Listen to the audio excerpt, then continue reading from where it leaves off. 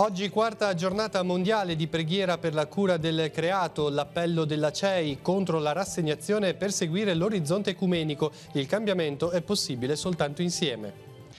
Vivere a stretto contatto con la natura all'ombra delle vette appenniniche. Ad un anno dalla loro riapertura, le casermette del Penna si confermano luogo ricco di spazi per fare sport ed escursioni.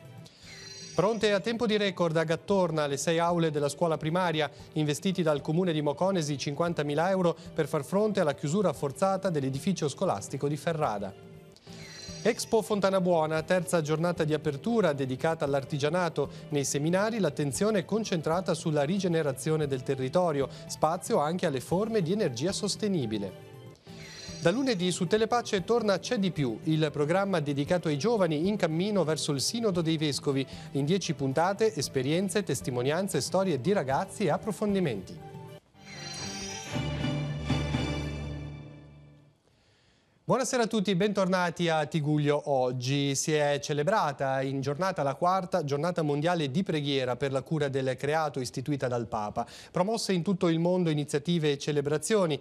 In Italia la CEI ha invitato a perseguire l'orizzonte ecumenico. Vediamo allora il primo servizio di oggi.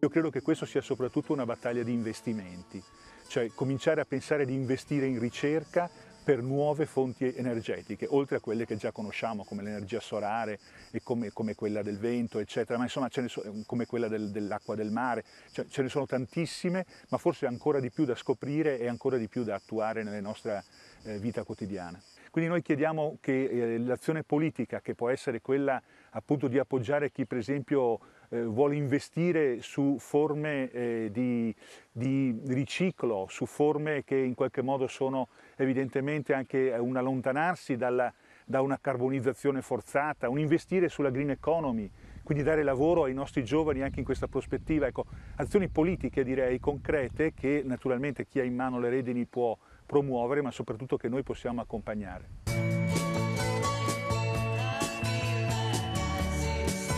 La Chiesa lancia l'appello a tutti gli uomini di buona volontà, a tutti i credenti delle diverse confessioni cristiane, delle diverse religioni.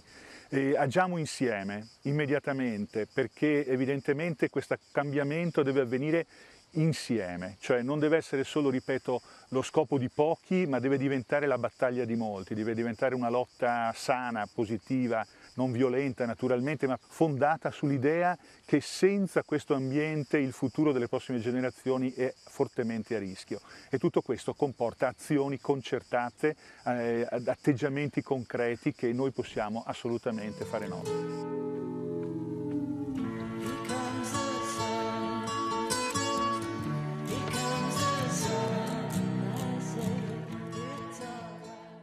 Rimaniamo in tema di ambiente e di creato, veniamo sul nostro territorio. La Val d'Aveto si conferma luogo ideale dove poter vivere a stretto contatto con la natura. Tante le persone che in queste settimane hanno raggiunto le vette dell'Appennino per riposarsi o per svolgere attività sportive all'aria aperta. Tra gli scenari più apprezzati sicuramente le casermette del Penna. Sentiamo.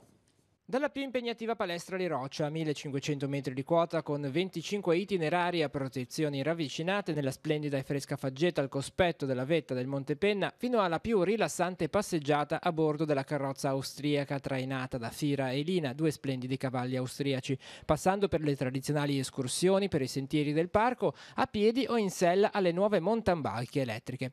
Archiviato con successo il primo Festival della Montagna, non si fermano in queste settimane le attività dedicate a escursionisti e appassionati della montagna alle casermette del Penna in Val d'Aveto, un'estate ricca di iniziative che ha visto la presenza di numerosi turisti e di famiglie amanti della montagna. Sta andando molto bene, anche quest'anno è partita bene, è ripartita e siamo molto soddisfatti. Una scommessa vinta, quella della riapertura del rifugio, che a fianco alla più tradizionale offerta di ospitalità ha aggiunto una serie di attrattive e spazi di attività rivolte a sportivi e appassionati. Ultima quella delle biciclette elettriche, le e-bike, che danno la possibilità anche ai meno allenati di percorrere i sentieri della montagna nel rispetto dell'ambiente e della natura. Parecchia risposta, piace alle famiglie e anche a chi vuole fare giri più impegnativi. Proponiamo un sacco di scelte e qua sulla Val d'Aveto sicuramente abbiamo percorsi per tutti, da paesaggistici a impegnativi e tecnici. Il giro più bello per i ragazzi è il Giro del Penna, che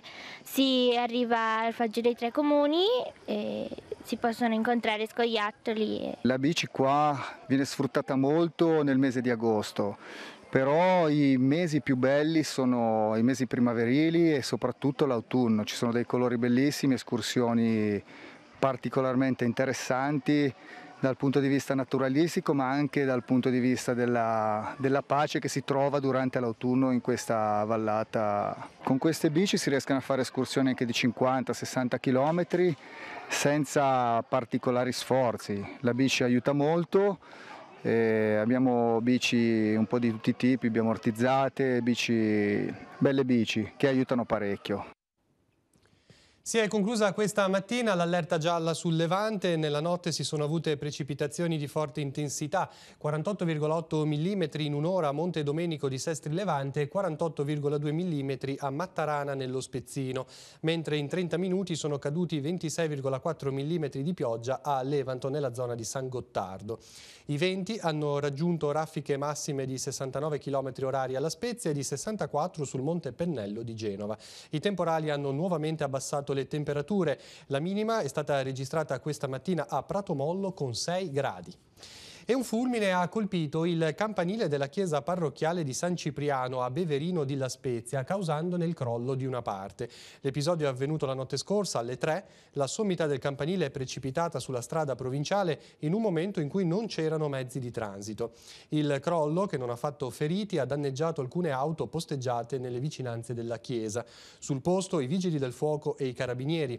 La strada è stata chiusa al traffico all'altezza della chiesa, ma la circolazione non ne ha risentito grazie alla realizzazione di un bypass creato in un parcheggio adiacente. E sono in corso le indagini per stabilire la dinamica dell'incidente che questa mattina a Santa Margherita Ligure ha portato alla morte un ragazzo sui 20 anni travolto da un treno nei pressi della stazione ferroviaria. I fatti intorno alle 7 del mattino. Il traffico ferroviario sulla linea Genova-Sestri Levante ha subito rallentamenti ed è tornato alla normalità soltanto in tarda mattinata.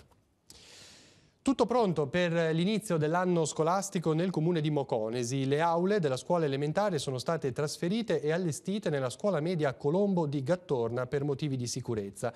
La struttura di Ferrada infatti non era a norma antisismica ed era pericolosa. Il sindaco ha fatto il punto della situazione. Sentiamo. Come stanno procedendo i lavori? A che punto siete? Diciamo che ormai siamo a buon punto, il trasferimento è quasi stato completato, se non addirittura completato, vanno piazzati i banchi nelle aule come avrete modo di vedere dalle immagini e quindi, ripeto, siamo pronti ad ospitare temporaneamente i bimbi della scuola primaria di Ferrada nella scuola media di Gattorna. Quanti bambini sono e quante classi siete riusciti a sistemare? 103 bambini, almeno quelli dell'anno scorso, quindi un centinaio totale, 6 le classi che abbiamo reperito al primo piano della scuola media di Gattorna. Il secondo piano rimarrà invece dedicato esclusivamente alla media, quindi primaria al primo piano e secondo piano per la media. È una soluzione temporanea, ecco perché si sta pensando appunto ad un progetto di ricostruzione della scuola di Ferrada. Sì, certo, il progetto è già stato adottato, anzi è stato finora non ancora finanziato, ma spero che lo sia a breve, nel senso che abbiamo fatto accesso ad un bando nazionale e regionale per l'edilizia scolastica e ci siamo piazzati al terzo posto su 189 progetti provenienti da tutta la Liguria. Quindi nel momento in cui il Ministero finanzierà i progetti, ovviamente quelli primi in classifica avranno diritto di priorità su quelli piazzatisi in fondo alla classifica. Qual è l'impegno di spesa per la sistemazione della scuola elementare insieme alla scuola media? Diciamo che questa tegola che purtroppo ci è capitata in testa ci è costata almeno un 50.000 euro tra trasferimento di tutti i beni, allestimento delle aule, edilizia, parte elettrica, eccetera, eccetera. E non è stato facile trovarli durante l'anno, perché voi ben sapete che il bilancio è ormai fatto e reperire dei denari a bilancio già approvato non è semplice. Comunque questa era un'urgenza, bisognava trovare una soluzione temporanea ma efficace per dare delle aule belle, disponibili, accoglienti ai bambini, crediamo di averlo fatto. Sono disponibili da oggi nelle biglietterie del Tigullio e di Genova gli abbonamenti integrati ATP-AMT mensili e annuali. Da settembre gli utenti del servizio di trasporto pubblico avranno la possibilità di viaggiare con un abbonamento unico sulla rete di Genova e dell'area metropolitana, risparmiando rispetto a quanto avveniva in precedenza. È stata infatti decisa una riduzione dei prezzi che scendono a 70 euro per il mensile, prima erano 94 euro, sino ai 650 per l'abbonamento annuale integrato. La cronaca: è caduto con la sua bicicletta da una scalinata di via della Chiusa a Sestri Levante ed è rimasto ferito. Il fatto è accaduto ad un ragazzino di 11 anni che ha riportato un trauma cranico. All'inizio non era cosciente, poi si è ripreso, ma è stato portato con l'elicottero al Gaslini di Genova per accertamenti. I carabinieri di Portofino, insieme ai colleghi del nucleo ispettorato del lavoro, durante un controllo effettuato in un negozio della piazzetta di Portofino, hanno accertato che al suo interno era impiegata con mansioni di stiratrice una lavoratrice straniera senza permesso di soggiorno assunta irregolarmente. Gli uomini dell'Arma inoltre hanno constatato la presenza di un sistema di videosorveglianza per il controllo dei dipendenti senza però le necessarie autorizzazioni. È stata dunque eseguita la sospensione dell'attività e sono state erogate sanzioni per un importo complessivo di 3.600 euro.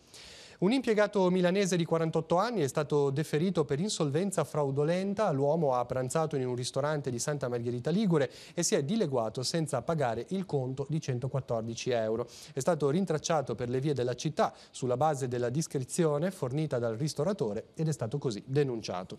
E sempre a Santa Margherita Ligure un 61enne è stato deferito per la mancata comunicazione della scheda degli alloggiati. L'uomo, durante un periodo di vacanza fuori città, ha subaffittato la propria residenza a 2 straniere già conosciute alle forze dell'ordine senza però darne comunicazione. In più, a sua insaputa, le donne utilizzavano l'abitazione come casa di appuntamenti. Cambiamo tema, parliamo di Expo Fontana Buona, oggi la terza giornata. La rassegna offre, come sapete, spazio a tanti approfondimenti legati a modelli di economia e di sviluppo del territorio.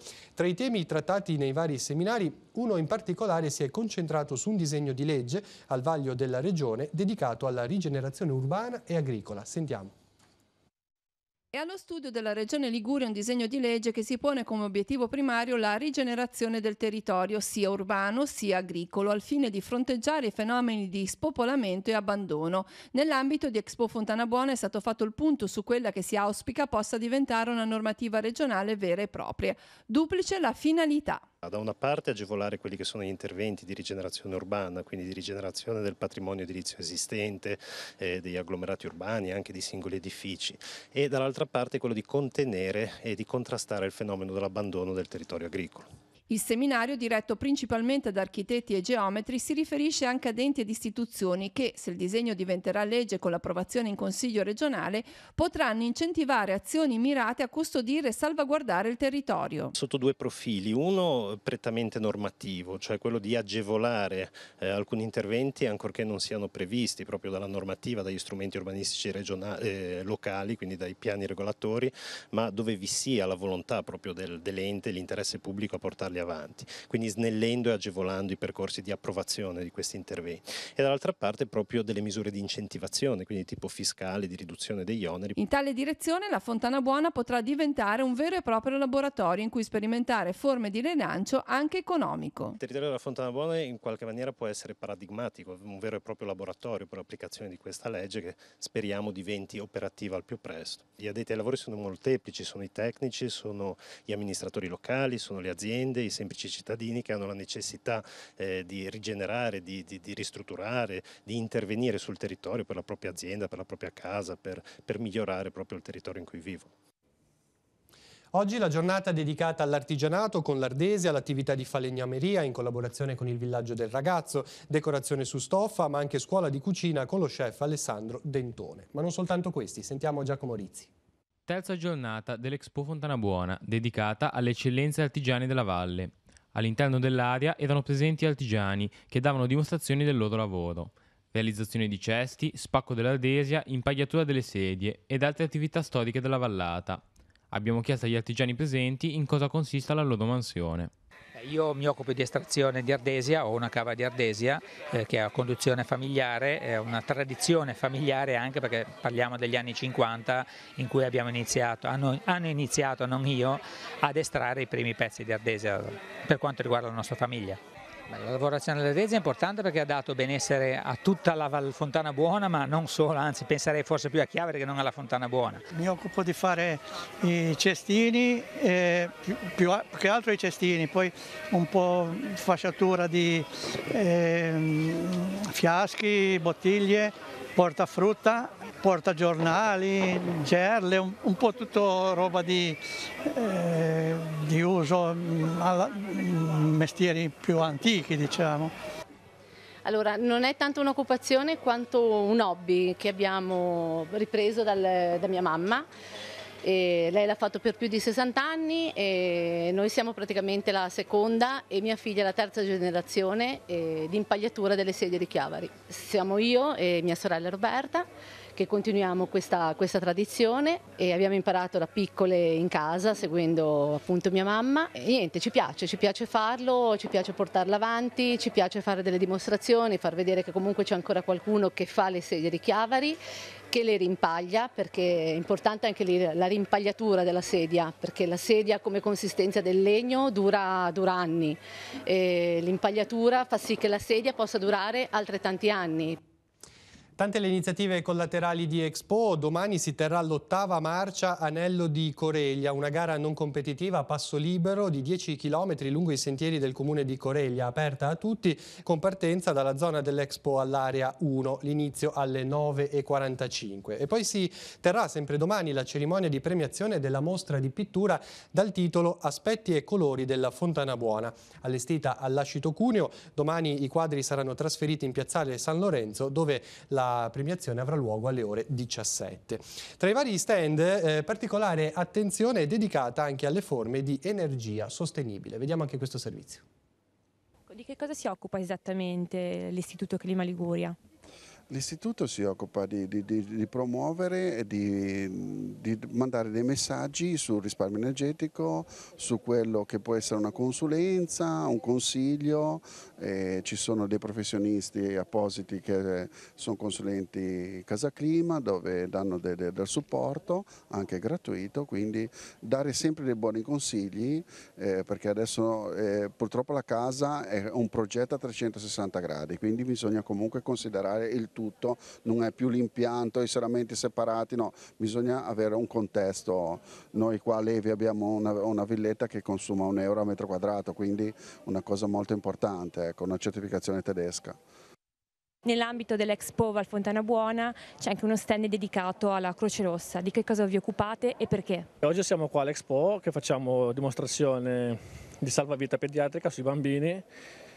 E diciamo che promuoviamo un po' una manovra che è semplicissima e al suo tempo salva la vita. Ecco, con pochi gesti riusciamo a disostruire un bambino o un lattante con poche manovre. Ecco. Perché la decisione di dedicare attenzione alla manovra proprio sui bambini? Perché a nostro parere è una cosa che è poco diffusa e dovrebbe essere più conosciuta, come un po' il BLS, che è la manovra di rianimazione cardiopolmonare, che attualmente sta prendendo un po' di forma, che la stanno facendo anche nelle scuole, però a nostro modesto è ancora un poco conosciuta, ecco. Andrebbe molto più diffusa, come questa manovra che è semplice e si fa subito. Ecco. Questa manovra è una manovra che la può fare chiunque, ci sono dei corsi da fare, però basta guardare, con 3 semplici manovre si fa, ecco. Non è fatta da soccorritori, ma si può fare anche da laici. Domani ultima giornata di Expo Fontana Buona, i padiglioni di Calvari si apriranno alle ore 8 e saranno visitabili fino alle 23. Telepace sarà presente alla cerimonia di chiusura che sarà registrata e riproposta su Telepace 1 al canale 15 lunedì sera a partire dalle ore 21. È stato inaugurato questa mattina a Carasco un defibrillatore donato al comune dalla famiglia di Giorgia Brixel, la giovane mancata lo scorso anno a soli 18 anni per un problema cardiaco. La famiglia ha voluto così ricordare Giorgia. L'apparecchiatura, acquistata con i soldi raccolti durante una cena in sua memoria, è stata collocata all'ingresso del nuovo palazzo comunale in un'area controllata da videocamere e a pochi metri dalla sede della Croce Verde.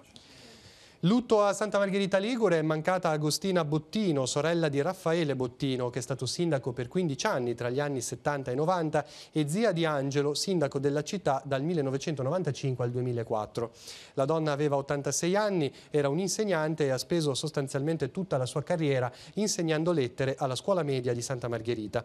Domani alle 16 il rosario nell'oratorio della chiesa di San Siro, dove lunedì alle 9:30 saranno celebrati i funerali. E ora un'anticipazione su una novità che riguarda il nostro palinsesto televisivo. Nel cammino verso il Sinodo dei Vescovi sui Giovani, che si terrà a Roma dal 3 al 28 ottobre, Telepace ha realizzato una nuova edizione del programma C'è di più. 10 puntate incentrate sulle parole affidate dal Papa ai ragazzi. Il programma proporrà testimonianze, storie, esperienze e anche approfondimenti. A condurlo due nostri giovani collaboratori, Francesca Caporello e Giacomo Rizzi. Ne vediamo un'anticipazione.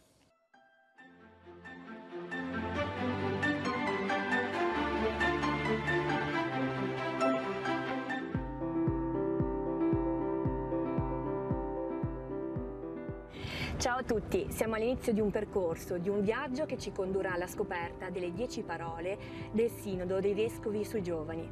Ma che cos'è il Sinodo? Il Sinodo è una riunione dei Vescovi che si tiene col Papa nel mese di ottobre per discutere su alcuni determinati temi, tra cui il tema dei giovani. Andiamo a sentire cosa ha detto il Papa. Il Sinodo è il Sinodo per e di tutti i giovani. I giovani sono i protagonisti,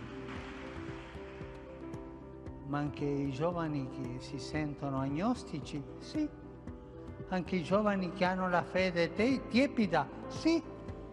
Anche i giovani allontanati dalla Chiesa, sì. Anche i giovani che, non so se qualcuno, ma magari ci sia qualcuno, i giovani che si sentono atei, sì, questo è il Sinodo dei Giovani e noi tutti vogliamo ascoltarci.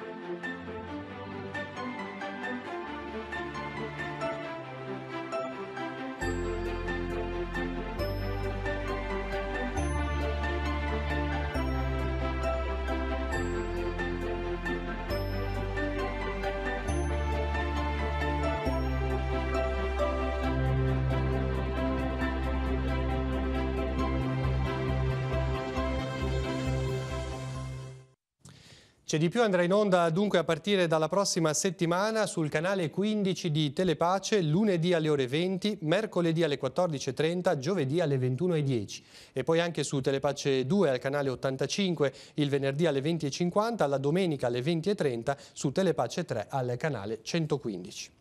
Vediamo ora alcuni appuntamenti religiosi per domani. Giungono a compimento le celebrazioni in occasione del bicentenario dalla nascita del Santo Agostino Roscelli, nato a Bargone di Casarza Ligure il 27 luglio del 1818. Roscelli ha fondato le Suore Immacolatine, tutt'oggi presenti nella piccola frazione di Casarza Ligure.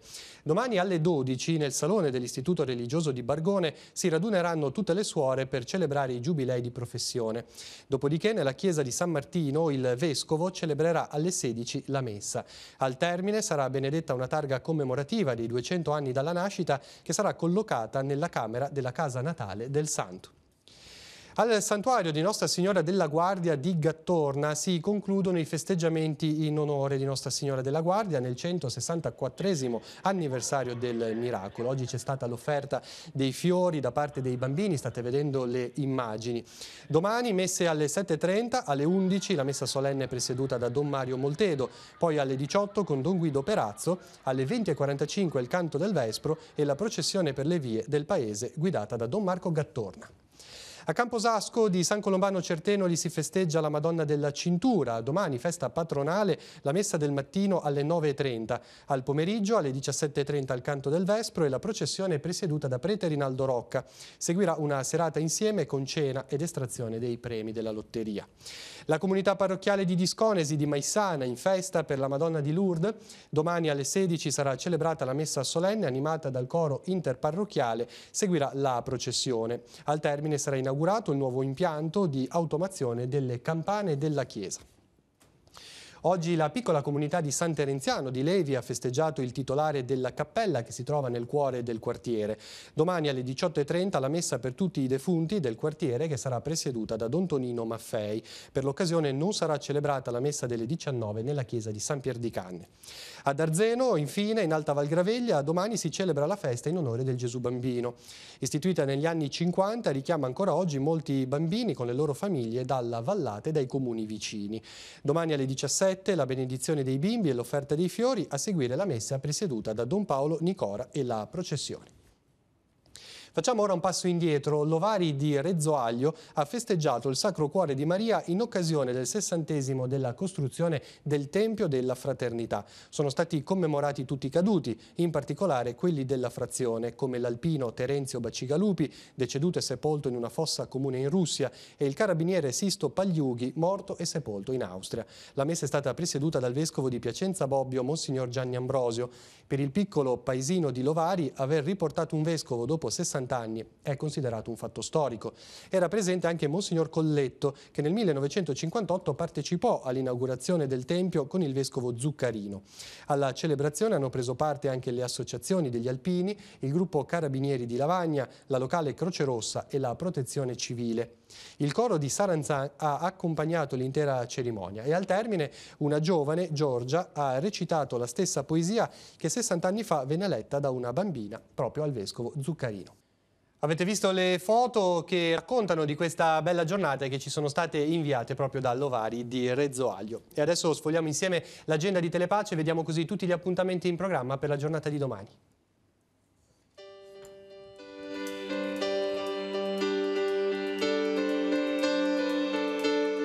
Appuntamenti in agenda per domenica 2 settembre, raccolta straordinaria di sangue dalle 8 alle 12 con l'Avis di San Colombano Certenoli.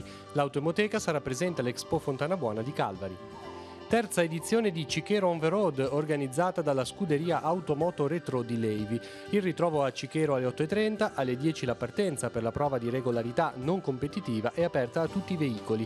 Alle 12:30 il pranzo, la premiazione e poi la visita ai carruggi, l'inaugurazione di una mostra e musica dal vivo.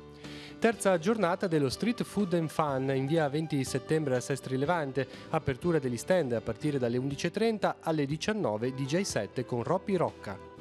Zoaglia ospita la gara 2 di Sea to Sky, nuoto in mare e corsa fuoristrada, accrediti, partenza e arrivo in piazza 27 dicembre, l'inizio alle 10:30. A partire dalle 16, accanto alla chiesa di San Martino di Bargone, a Casarza Ligure, sarà inaugurata la lapide commemorativa in occasione del centenario dalla morte di Don Giancarlo Raffaelli, avvenuta l'11 agosto del 1918. A Santa Margherita Ligure si chiude il Posidonia Green Festival. Alle 18:30 concerto del duo chitarristico 21 Strings Capurso Papia Duo, una fusione tra soul, jazz, Brazilian jazz con una chitarra a 7 corde e una a doppio manico. Spettacolo e milonga alle 21 in piazza Fenice a Chiavari. Si tratta del gran galà di chiusura del 7° Festival internazionale itinerante di tango argentino. L'ingresso è gratuito. Prosegue a Portofino l'International Music Festival. Alle 21:15 al Teatrino Comunale si esibiranno Caterina Gross al violoncello e Matteo Falloni al pianoforte. Si chiude il Festival della Mente. Alle 23 in piazza Matteotti a Sarzana interverrà Alessandro Barbero. Lo storico e scrittore tratterà il tema La Prima Guerra Mondiale dal Piave a Vittorio Veneto. E ora gli appuntamenti in agenda per lunedì 3 settembre. Laboratorio per bambini Impariamo il mare, l'inizio alle 10 in Piazza del Sole a Santa Margherita Ligure. Per i piccoli previsto il riconoscimento delle specie, giochi e prove di acquaticità. E infine alle 21:15 in Piazza Caprera, sempre a Santa Margherita Ligure, esibizione della Filarmonica Cristoforo Colombo diretta da Alessandro Cardinali. Il programma andrà dall'opera ai ritmi moderni.